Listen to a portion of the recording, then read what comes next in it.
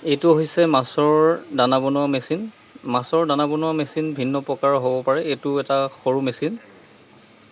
ইয়াৰ জৰিয়তে এজন ক্ষুদ্ৰৰ পৰা মজলীয়া মীনপালকে তেওঁৰ বাবে প্ৰয়োজনীয় মাছৰ দানাখিনি নিজেই ঘৰতেই তৈয়াৰ কৰি ল'ব পাৰে। এনেকুৱা এটা মেচিন লোৱাৰ পাছত অত্যন্ত সুন্দৰ আৰু যিকোনো আকাৰৰ দানা কৰি ল'ব পাৰিব নিজৰ সুবিধা অনুযায়ী।